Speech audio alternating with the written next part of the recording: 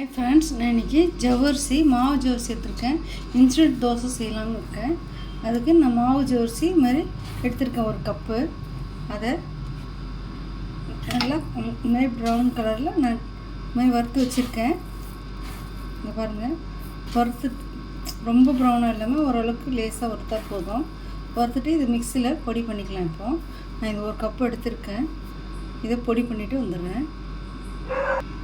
பாருங்க ஃப்ரெண்ட்ஸ், எனக்கு அரைச்சி எடுத்து வந்துட்டேன் நைஸாக. இது நைலாண்டு ஜவ்வரிசி இருந்தால் கூட செய்யலாம். ஆனால் மாவு ஜவ்வரிசி இருந்தால் இன்னும் நல்லாயிருக்கும். அது இருந்துச்சுன்னா கூட வறுத்துட்டு மாரி பொடி பண்ணிவிட்டு கூட செய்யலாம். நான் இப்போ இதை வறுத்து எடுத்துருக்கேன். இதில் போட்டுடுறேன். இது ரவா தோசை மாதிரி நல்லாயிருக்கும். நைஸாக சாப்பிட்றப்ப நல்லா டேஸ்டியாக இருக்கும். ட்ரை பண்ணி பாருங்கள் எப்படி இருக்குன்னுட்டு. நான் ட்ரை பண்ணி பார்த்துட்டேன், நல்லா இருந்தது. அதுதான் அதே எந்த கப்பால் நீங்கள் எடுத்தீங்களோ அதே கப்பால் அரிசி மாவு அது ஒரு கப் எடுத்துக்கோங்க.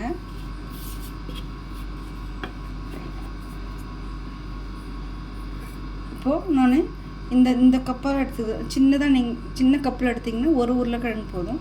நான் அந்த கப்பில் எடுத்துக்கிறதுனால 2 உருளைக்கிழங்கு வேக வச்சு வச்சுருக்கேன். இப்போ இதை நைஸாக அரைச்சிட்டு வந்துடலாம். பாருங்கள், தண்ணி ஊற்றி கொஞ்சம் நைஸாக அந்த மாதிரி அரைச்சி எடுத்து வந்துட்டேன். அதை இதுலேயும் போட்டுக்கலாம். இதில் வெங்காயம் வேணான்றவங்களுக்கு வெங்காயம் போடாமல் கூட செஞ்சு கொடுக்கலாம். நான் 2 இதுவும் செஞ்சு காட்டுறேன். குழந்தைங்க ரொம்ப வெங்காயம் போட்டால் விரும்ப மாட்டாங்க. இதில்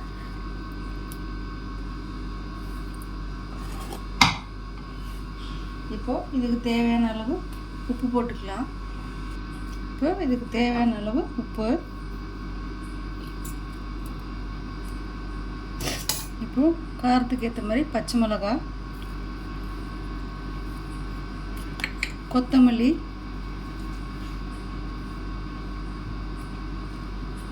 கேரட் 2 கேரட் நான் திருவி வச்சுருக்கேன்.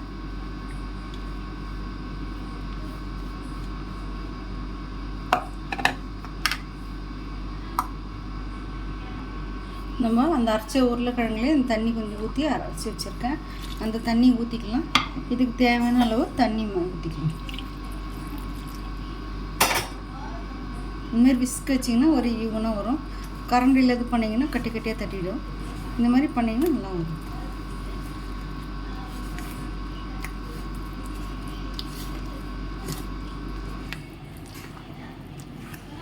ரொம்ப நல்லாயிருக்கும் ஃப்ரெண்ட்ஸ். இதுக்கு தேங்காய் சட்னி, ஒரு மாதிரி தக்காளி சட்னி, இந்த மாதிரி கார சட்னி வச்சு சாப்பிட்லாம். நான் இன்றைக்கி தேங்காய் சட்னி தான் வச்சுருக்கேன்.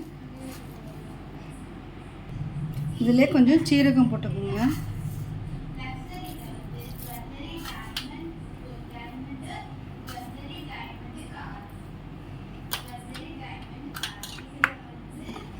உப்பு எல்லாம் பார்த்துக்குங்க. உங்களுக்கு இன்னும் பச்சை மிளகா வேணும்னா இன்னும் பச்சை மிளகா போட்டுக்கலாம். இல்லைன்னா பச்சை மிளகா வேணும்னா நீங்கள் காஞ்ச மிளகா பொடியாக பண்ணி சில்லி ஃப்ளாக்ஸ் மாதிரி போட்டுக்கலாம். அவ்வளோதான், அது கலந்தாச்சு பாருங்கள். இன்னும் கொஞ்சம் தண்ணி ஊற்றிட்டோன்னா நல்லாயிருக்கும். இல்லை கொஞ்சம் போல் பெருங்காயம்,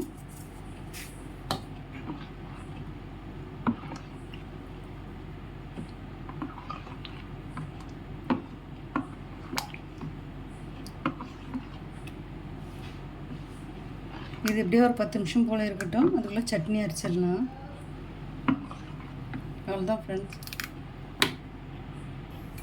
பாருங்க ஃப்ரெண்ட்ஸ், இப்போ தவா காஞ்சிச்சு.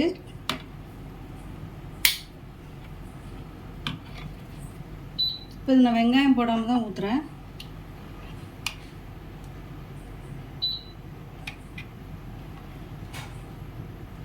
நம்ம ரவா தோசை எப்படி ஊற்றுவோமோ அந்த மாதிரி ஊற்றணும்.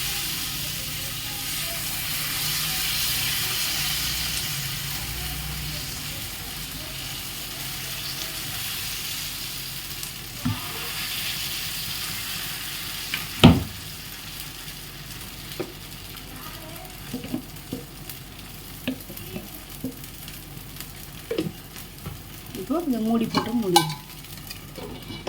வேகட்டும். இங்கே பாருங்கள், ரெடி ஆகிடுச்சு. அப்புறம் இங்கே பாருங்கள், நல்லா முறுமுறுன்னு வந்துச்சுன்னா நம்மளுக்கு ரெடி ஆகிடுச்சு. நம்ம உடனே செய்யணுன்னா இந்த மாதிரி ஜவ்வரிசி நான் இப்போ 1 கப் எடுத்துருக்கேன். ஒரு 4 பேருக்குன்னா ஒரு 1/2 கப்பு இருந்தால் போதும். 1/2 கப்பு ஜவ்வரிசி, 1/2 கப் அரிசி மாவு போட்டால் போதும். கொஞ்ச நேரம் விட்டிங்கன்னா பாருங்கள் நல்லா இப்படி வந்துடும். உங்களுக்கு ஈஸியாக சீக்கிரம் செஞ்சிடலாம். மாவு இல்லாத அன்றைக்கி கூட நீங்கள் இந்த மாதிரி ட்ரை பண்ணலாம். அரை மணி நேரத்தில் மாவு ஜவரிசி இல்லைன்னா நைலான் ஜவரிசி கூட நல்லா வறுத்துட்டு பொடி பண்ணி செஞ்சுக்கோங்க. பாருங்கள் ரெடி ஆகிடுச்சு. இங்கே பாருங்கள் நல்லா இந்தமாரி முறுமுறுன்னு வந்துச்சு. இப்போ நம்ம இதை எடுத்துடலாம். உங்களுக்கு எல்லாம் திருப்பி போட்டு நல்லா ரோஸ்டடாக வேணும்னா திருப்பி கூட போட்டுக்கலாம். நீங்கள் நான் இன்றைக்கி கொஞ்சம் திருப்பி மட்டும் போடுறேன். அப்படியே கூட சாப்பிடலாம், ஒன்றும் பிரச்சனை இல்லை.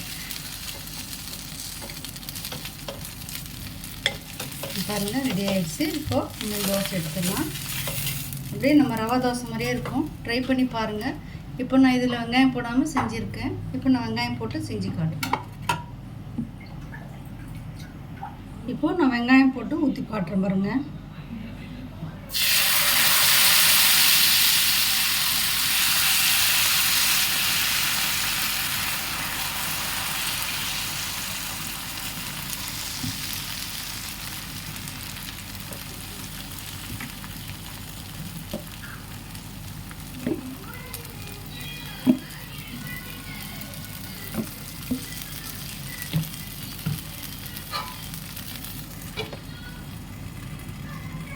இப்போ இது வந்துச்சு, திருப்பி போட்டுக்கலாம். கொஞ்சம்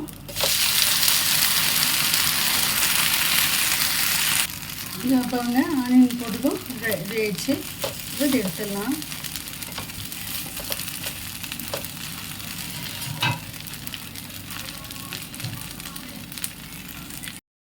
நம்மளோட இன்ஸ்டன்ட் தோசை ரெடி.